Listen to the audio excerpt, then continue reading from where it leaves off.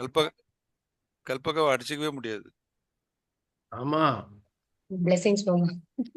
Very, and the voice in the morning sounds very beautiful. Kumbhe Punarvasu जातौ केरले चोलपट्टने कौस्तुभांशं धराधीशं कुलशेखरमाश्रये घुष्यते यस्य नगरे रङ्गयात्रा दिने दिने तमहं शिरसा वन्दे राजानं कुलशेखरम्. Verses 5 and 6.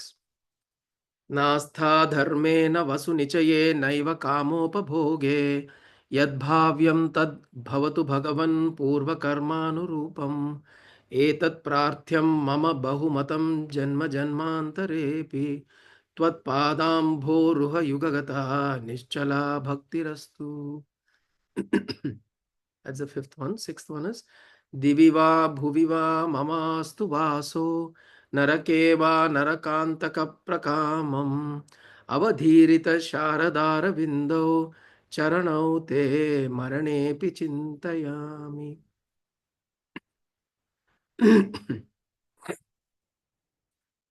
So here now Kulasekara Alvar is going into his in his devotion. He is trying to reject or is establishing the objective of his devotion. That's also very important. Not for Bhagavan, for our own selves. Why are you doing what you're doing? Whatever we do, why are we doing it? There's always an objective behind it, right? There's always an objective. We try to, our actions are always preceded by a desire to get something, to obtain something, to possess something, or to get rid of something. Even to get rid of something, that's a desire, and then there is action that follows it. So objective is extremely important for us to do something in this life, in this world we are living, and then there is action that is inevitable, and you establish the right kind of objectives so that the right actions follow. And this is very important because you cannot but do action. If we say, why should I go to the temple? Why should I do this sadhana? Why should I do this practices? The problem is you end up doing something anyways. Any which way you do something. We can't sit quiet. Since you can't sit quiet and you have to do something, there's been enough research that is undergone by many saints, rishis, and masters that it is best to give you something to do that you don't harm yourself. It is like you, what do you do to a child?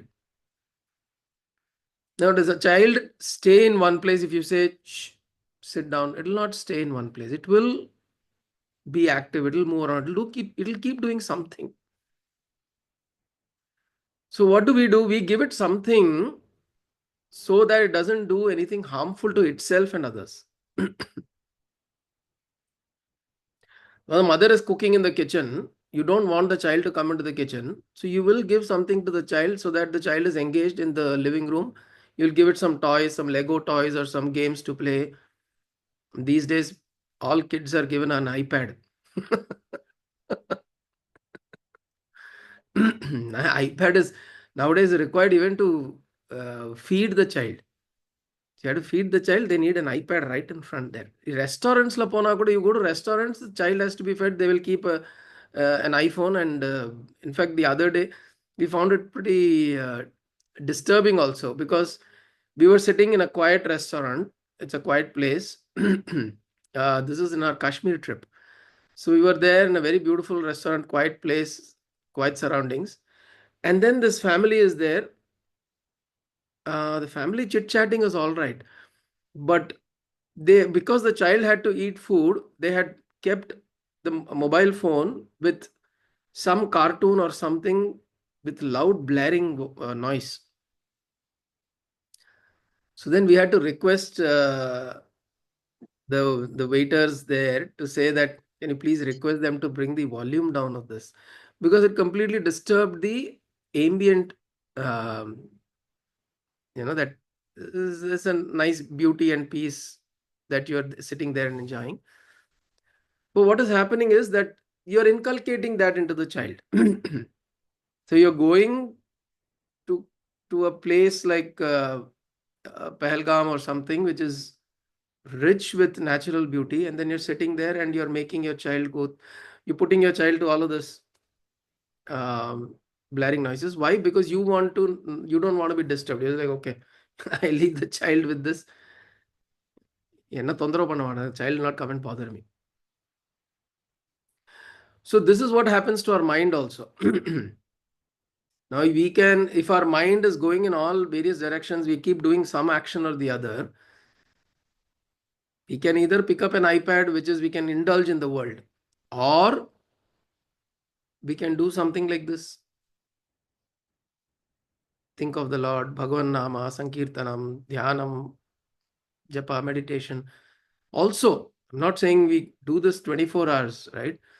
But this is also something that we need to inculcate and engage, so that our actions naturally start moving in that direction. So this is the objective that Kulasekara Alvar is setting. He is saying that for him, he is saying 24/7. He's saying my objective, O Bhagavan, is not to achieve something or attain to something. So he is making it very clear. Because for us, it is required.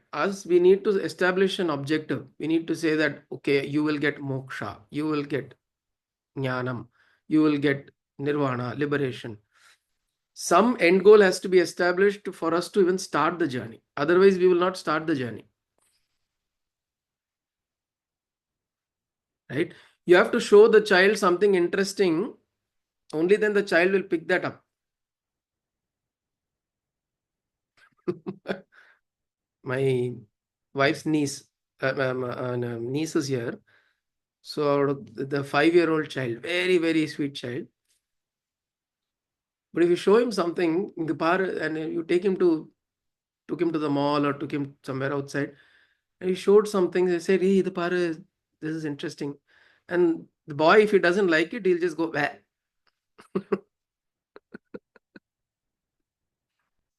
So you can't interest him any further. Hey, idu para, adimma. But then you show something else, adu back, adimma. So if you can't interest the child with something, it will not pick it up. And that is why gurus have always tried to make the whole spiritual journey an interesting journey. Because like children, we have to be engaged in the right ways. We have to be engaged. We have to be... of course, there are then like the Tapovanji Maharaj, which they go sit in a place and say that, I am not here to entertain. If you are serious, you come to me. Otherwise, Odipo. But then there are more benevolent gurus who want it to reach to maximum people. So they take the effort to make it interesting and engaging. The idea at the end of the day is your objective is, once you establish an objective, then your actions will follow in that direction. And very important. Otherwise, your actions will follow your tendencies. There's something we need to recognize. Our actions either follow an objective or your tendency. When it follows an objective, it is a conscious action. When it follows your tendency, it is largely non-conscious, or you're not conscious about the action. It is just out of your tendency, you're doing that action.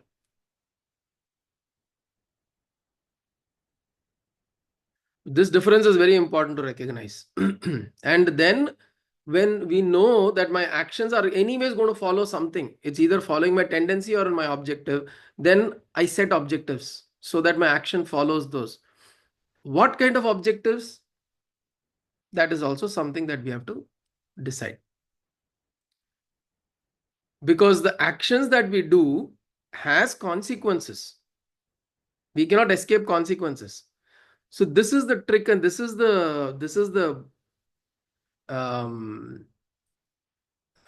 maze that we are stuck in. The maze that we are stuck in is we must act, we inevitably act, and actions have consequences, and we are stuck. We don't know what is the right action, and we do some random actions, and then actions give you consequences which you may not like, or you may like, you may not like, and then this keeps going on, and you're in a maze. You don't know really where you're heading to, where you're going. Recognizing this is a great step in itself. Recognizing that I'm stuck in this action consequence paradigm in itself is a great discovery, recognition. Because only then you know that you have to now set the right kind of objectives for me to escape this. So then what you do, you set objectives and you say that I will do the action according to those objectives, and obviously the consequences that will also come through will be based on that. The important thing is when you set objectives of a much higher nature than material gains, material engagements or transactions with the world, if you create higher ideals and set them as objectives, then the consequence is chitta shuddhi, purification of your own self. You get purified slowly, slowly, slowly, slowly. You get purified.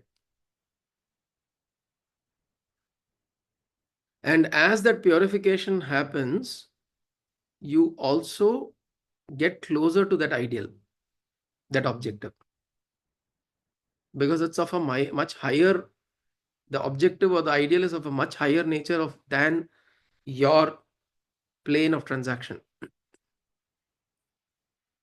This is how we operate. Kulasekara Alvar is taking us to the next level. So what I can set my objective as I can say I want. Now during the Vedic times, they would set the objective as Swarga. They want to attain heaven after I die. So all your actions will follow that. I do this yajna, I do this dana, I do this karma. All of this will follow that because I want Swarga. And then masters like Adi Shankara came saying that no, that is not a completely fulfilling objective. Because you're going to repeatedly keep coming back.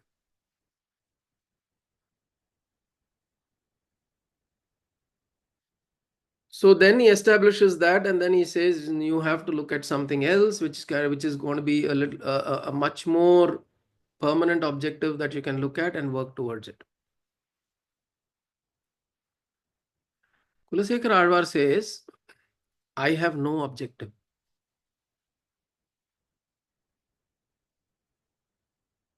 Look at the state of maturity.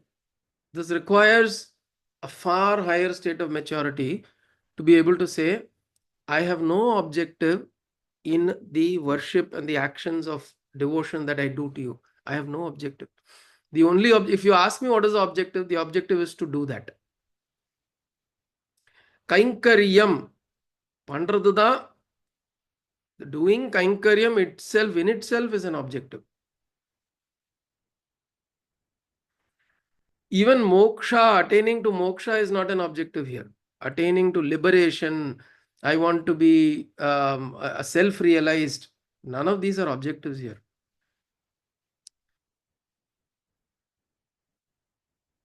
So we were talking about dissolution at the start of the session today, right? Now, when you dissolve yourself into the action that you're doing, but here,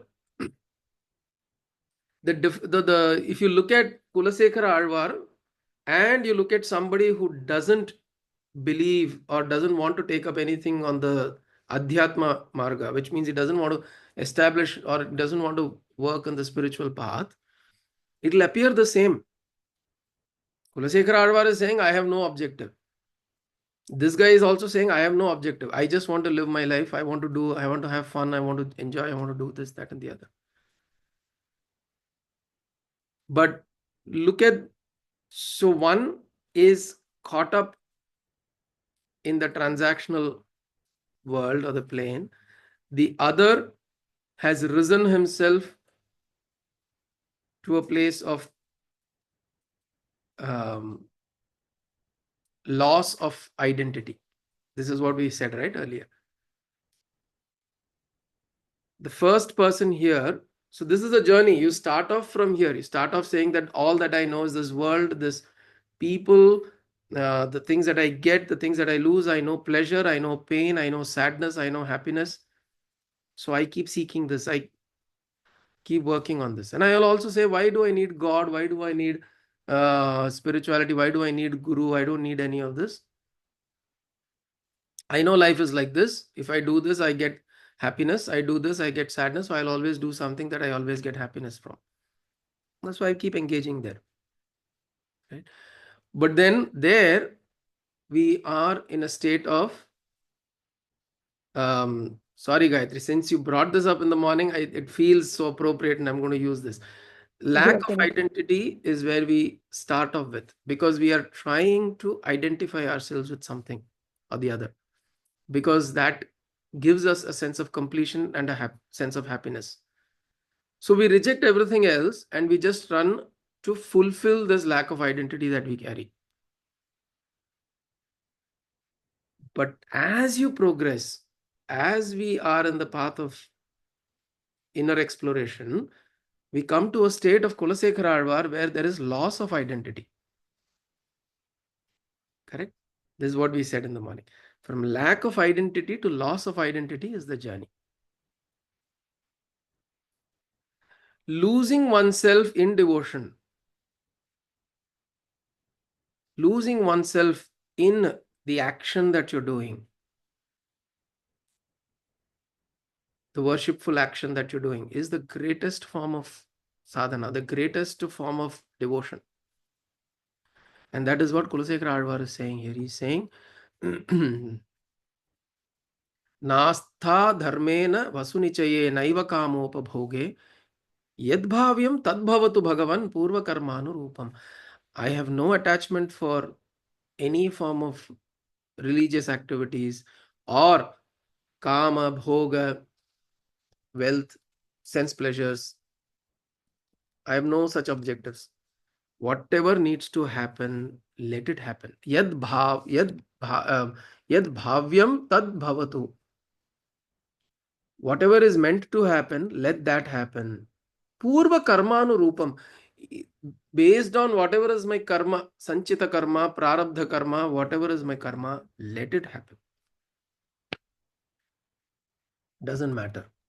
Etat prarthyam mama bahumatam janma janmantarepi. This is what I will keep repeatedly asking you.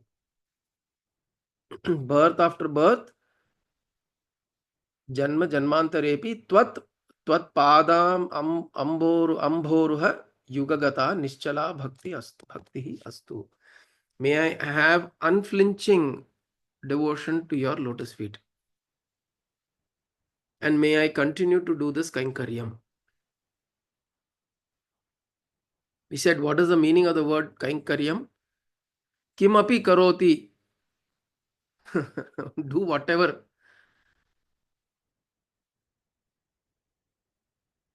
Yogarato va, bhogarato va, sangarato va, sangavihina. Be together, be separate, do yoga, do bhoga, do whatever. Kimapi karoti. Do something. But with knowing that that action is an act of devotion. And when we do it that way, that action itself becomes worshipful action. And then you don't have to, then it is like what Adi Shankara says in the Saundarya Lahari. Japo jalpaha shilpam sakalamapi mudra virachana. gatif pradakshinyam ashanadyahuti vidhi. I don't remember the full words. He says, Japo jalpah shilpam sakalamapi mudra virachana. When I speak, you take it as my chanting to you. When I move my hands, you take it as mudras in worship of you. When I walk, you take it as though I am doing circumambulation of you. When I sleep, you take it as though I am doing sashtangam pranam to you. So you take it at that way, you take it that way means what? When we are doing, we do it with that attitude that, oh Bhagavan, maybe I don't get time to pray today, or sit and do worship today, or sit and do my japa or dapa or dhyana, whatever today. But since I'm doing this work, may it be work to your offering, as an offering to you.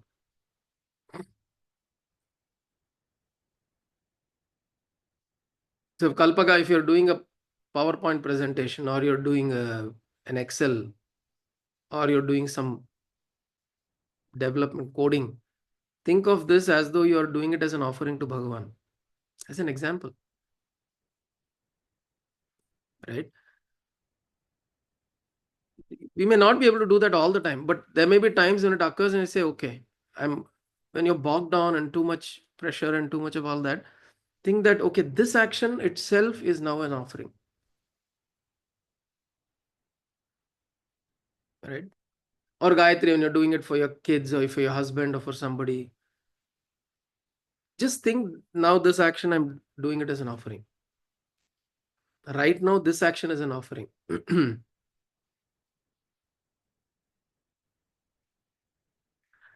When we do this, what we develop is, it's not that we don't have to do the prayers and the whatever our sadhana that we do.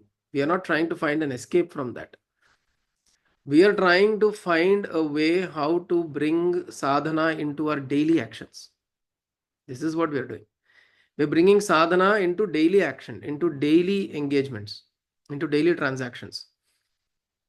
And when I bring that in, then the mind slowly starts getting into a place where, what is the objective of what you're doing? The objective is, this action is offered or performed as an offering to Bhagavan, as a worship. So then look at how the nature of your action will become. The nature of action itself will start becoming gentle, tender, compassionate, a little more giving. The erichal, frustration, kobam, adalla, that will all slowly reduce, right? So he's saying that nastha dharme na vasunichaye naiva kamopabhoge yadbhavyam tadbhavatu bhagavan. Let it be whatever needs to happen through my karma. I am not going to fight what my karma is. Why is this happening to me? What happened? Then go do past life regression, right? There are people who do past life regressions to understand why are they going through the struggle. It is good to know, because it helps you to relieve yourself. But understand that anything that you're going through is because of something that you've done in the past. Finished. What you have done in the past and why this is happening, why does it matter? I'm saying, as we move forward, we need to get to a place where, yes, I know it is happening because of some act of mine in the past. I'm having to go through the experience. And then sincerely pray to Bhagavan that, give me guidance of how to act now.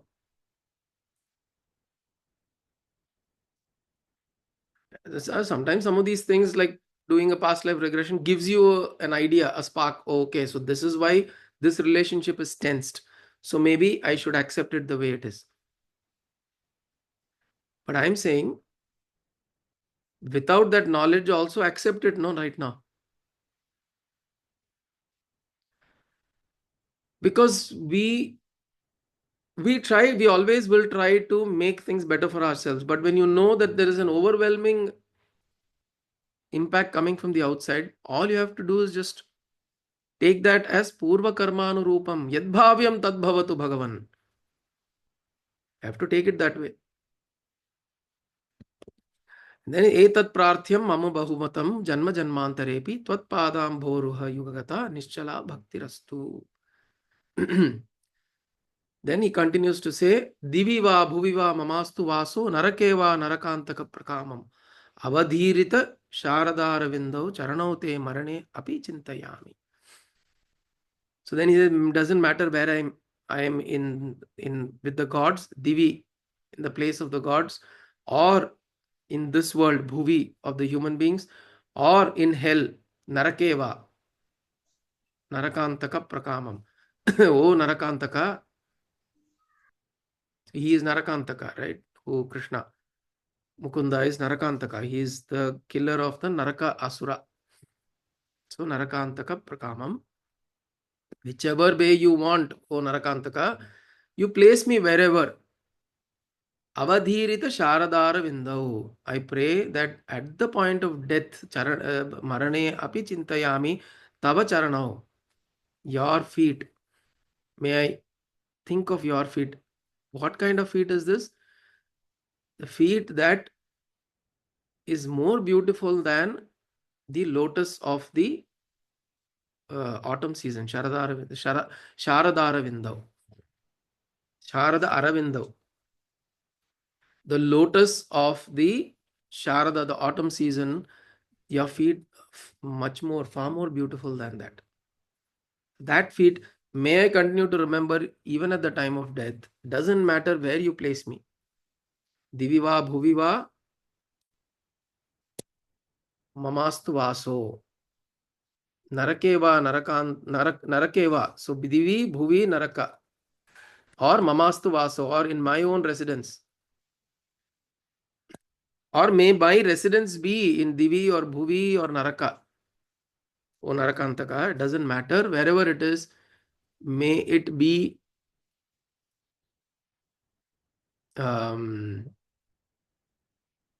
may I continue to remember this, your lotus feet, irrespective of where you place me. So it is the same thing.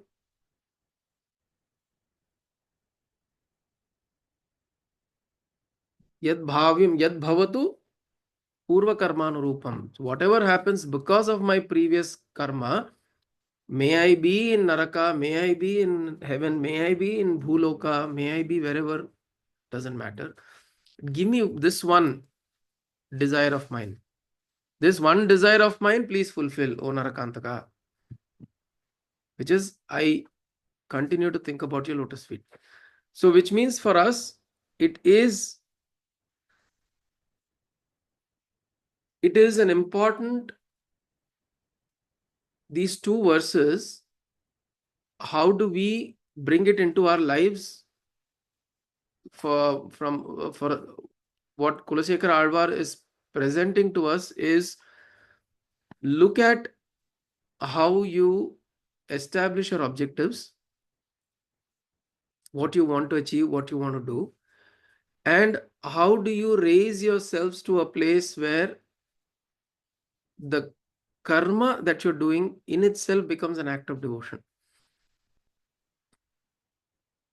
If you convert the same things that you're doing,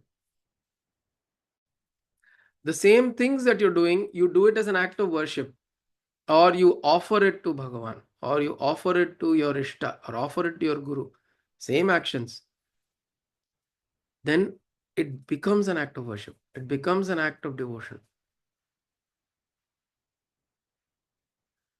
So a lot of times I get this question, what is surrender? How does one surrender? This is how. How do you truly surrender inside yourself? That is something that is, it is for one own self to look at this process. Falling at the feet of the Lord, going to Tirupati and saying Govinda, Govinda is not surrender. Right? Those are impetus, motivations. Those are going for a yatra, they will uplift you. For what? So that within you the sense of surrender develops and becomes rich. And this is what surrender means. When you're doing something, you do it as an act of God, act of worship. And anything happens to you, take it as prasada of Bhagavan. So whatever happens is prasada of Bhagavan. Whatever I am doing is an act of worship. And if we establish this slowly, then there are no complaints in life. We'll stop complaining. Complaints come from a place where we think that what is happening to us is not right. Complaints come from that place. And we slowly do this, and then this process, surrender happens. And when surrender happens, there is a sense of I not being there, which is what again goes back to loss of identity. This I, the focus is not this I, the focus is the joy of whatever you're doing. That joy of surrender becomes the focus. See, this is what happens even when we, like for example, if you're extremely thirsty and you have a sip of chill and cold water, notice this, what happens within us. For a moment, we forget ourselves. In fact, most of the times you'll see in joy, in the most, the highest kind of joy that we experience, we forget ourselves. Our pains come back only when we think about ourselves more. When the thought of I goes away, there is joy only that remains there. So the more we practice this, the more we recognize that this is what is surrender. Because naturally, when you are constantly thinking about Bhagavan, you're thinking about your Ishtadevata, your Guru, you're constantly thinking about the other, this dissolves in a very natural way. So this is what Kulasekara Alvar is saying in these two verses.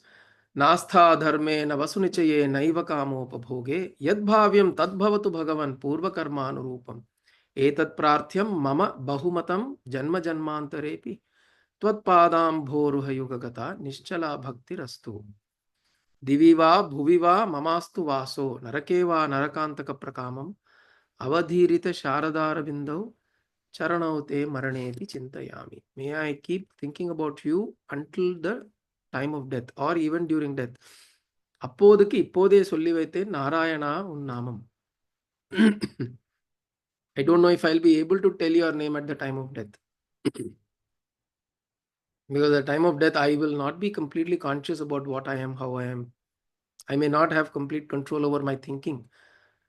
So I'm practicing thinking now.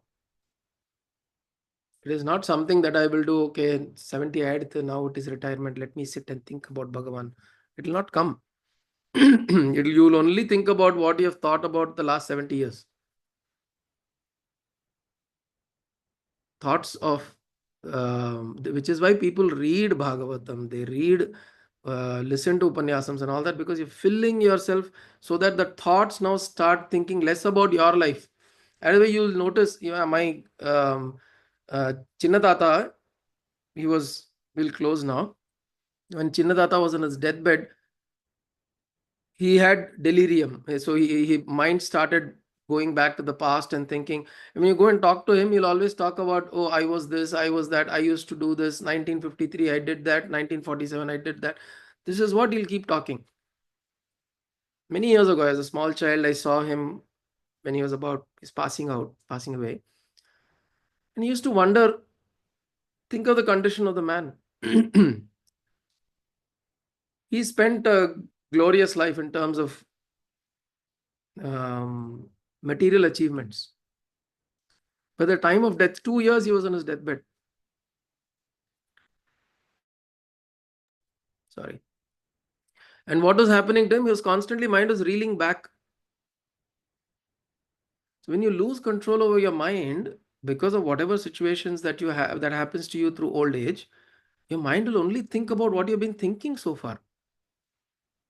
Why will it suddenly at the time of death now suddenly think of Narayana with 4 hands and sitting or lying down in the Parkadal and all that? Nothing, none of that will come. Right? Even if you're chanting Shiro Dhanvat Pradeshi and we're thinking about my bank balance, what do owe you and if I keep thinking about that, the Shiro Dhanvat Pradeshi will not appear in my mind when I'm about to die. So this is the practice that Kulasekara Alvar is saying, that we practice this continuously. We practice this practice of bringing these thoughts into our minds now. Sorry, when we are able to, will help us when we are not able to. It will become a tendency. Right? So as I said, so we'll close with this. I'm saying we started off saying actions follow either tendency or objective. If you make your objective so strong that it becomes a tendency, then your actions are going in one direction. So let it not randomly go in your tendencies. Let us create strong objectives and actions will follow that. And then eventually it will become a tendency. It will become a tendency to think about Bhagavan. It will become a tendency to do dhyanam. It will become a tendency. If you're sitting quietly, it will become a tendency to sit and meditate. This has to become a tendency. From practice, it has to become a tendency. So that is verse 5 and 6. We'll close with that today. Om kayena vacha manasendriyarva buddhyatmana va prakriti svabhavat karomi yatyat sakalam parasmai narayanayeti samarpayami sadashivayeti samarpayami jagadambikayeti samarpayami sadgurunathayeti samarpayami hari om tat sadgurubhyo namah.